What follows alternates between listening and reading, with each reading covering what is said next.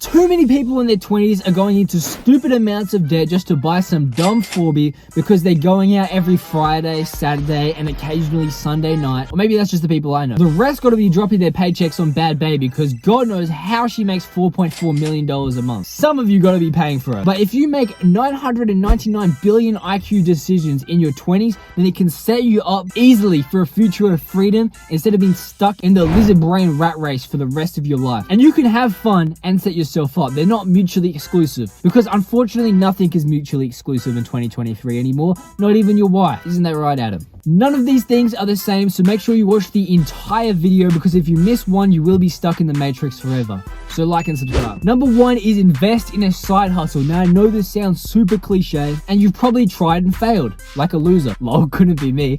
I'm just kidding. You might fail and that's alright because David Goggins said failure is good and David Goggins is always right. You don't know me, son! A side hustle is always a risk, but if you're in your 20s like me, then in reality, we've got nothing to lose. We're chilling. Unless you have a mortgage, a family, and kids, in which case you're absolutely fucked. But if not, we're chilling. If you're cleaning toilets at Macca's, you're stacking shelves at Coles, or doing anything you don't want to do, and you don't want to go to uni to get a standard profession, then a side hustle is a great bridge that can get you from living paycheck to paycheck to saving a bit of money to be able to quit your job and do something that you actually want to do. If you're starting a side hustle, I recommend doing something that you're actually passionate about. If you like cars, flip cars. If you like shoes, flip shoes. If you like making YouTube videos or gaming or whatever, make gaming videos or any other YouTube videos. There's so many different side hustles that you can do. No matter what side hustle you do, it'll teach you different skills. It'll give you the discipline and right mindset that it will take to hopefully build either bigger side hustles or bigger businesses in the future. I know I said this is things that you can invest in and technically you are investing your time, but if you're also looking to invest your money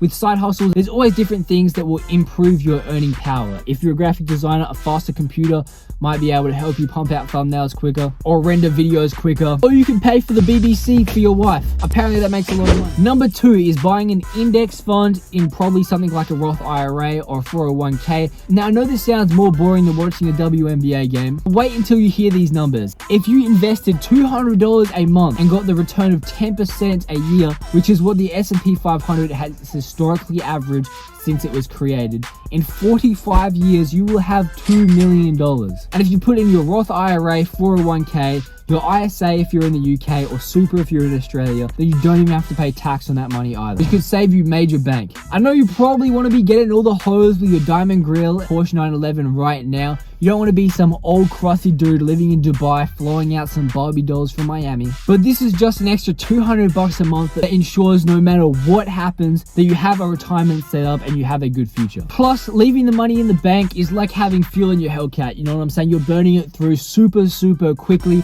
But having an investment means you're not just going to mitigate inflation, but you're probably going to beat inflation. And if you're thinking, Oh my god, I just want to be rich now, man. Screw investing. just know that even if you can make fast money now, all it takes is the Romanian police showing up to your house and all of a sudden all your webcam girls are gone and you've got no more income. And the reason we invest in index funds and not just regular stocks is because owning an index fund is like having a whole flock of chicken. You know, if one dies, you don't really care. You've still got plenty of chickens breeding and laying eggs. While if you only buy one chicken, yeah, it might get really fat and you might be able to sell it for a good profit. But a fox could also take it and you could also end up with nothing. Number 3 is buying a plane ticket. Now, I know what you're probably thinking, what? We just went from index fund to plane ticket? Now, plane tickets are not a 1 + 1 = 2 type investment. Now, traveling will get you out of your parents' basement. It'll help you build social skills. It'll give you exposure to new cultures and it will help you build connections all around the world. It's even more beneficial if you're traveling to countries to talk with suppliers and things like that. Obviously, if you're going to China and talking to suppliers, then it kind of is a 1 + 1 = 2 type investment. But you don't even have to do that. Traveling doesn't have to be expensive either. A lot of the time, if you get some cheap place in some Asian country, it can be even cheaper than your rent at home. And you know the food is always bussin' and super affordable. I know you're probably thinking, oh, plane tickets are expensive, but you can also do something called credit card tuning,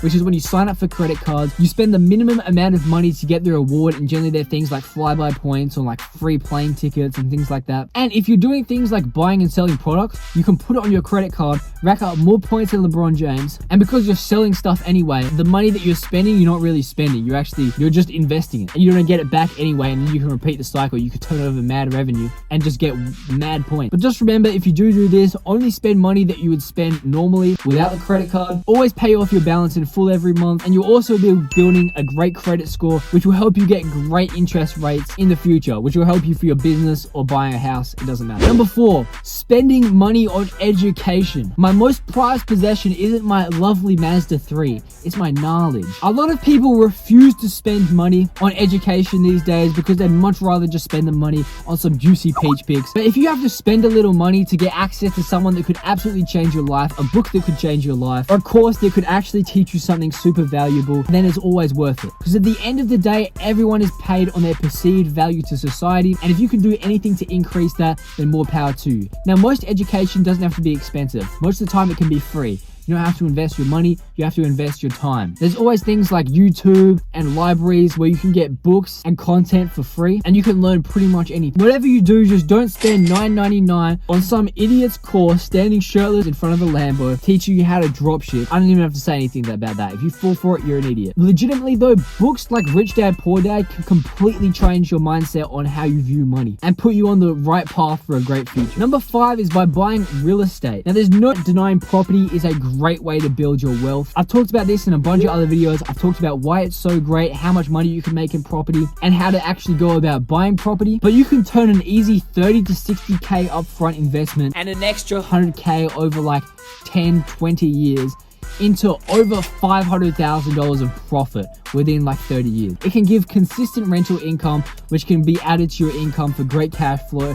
The values of houses can always appreciate, and because it's leverage, you're just making so much more money than you would otherwise. I understand buying a house these days can be super expensive, but you can also do things like house hacking, which is where you buy a house and then you rent out some rooms in the house to help pay off the mortgage while also covering your living expenses because you're living in the house. Or if you're Graham Stephan, you could somehow find a duplex and rent out the duplex, which is also super convenient because you're managing the house that you live right next to. But good luck, because duplexes are harder to find than diamonds in Minecraft or hardcore. Number 6 is buying a super cheap and reliable car. So that doesn't mean a Hellcat or a Nissan Navara, because even if you can buy a Hellcat for 40 grand, and that's a great deal, or the new Toyota Land Cruiser is super reliable and will last you 40 years, I said cheap and reliable. A used car can allow you to meet deadlines, go to work on your own schedule, and really just do whatever you want. Trust me, I lived without a car for 2 years after I moved to a different state. So I didn't have my parents to rely on. I had to just rely on lifts from my mates, run everywhere and cycle, and that's no joke. I would run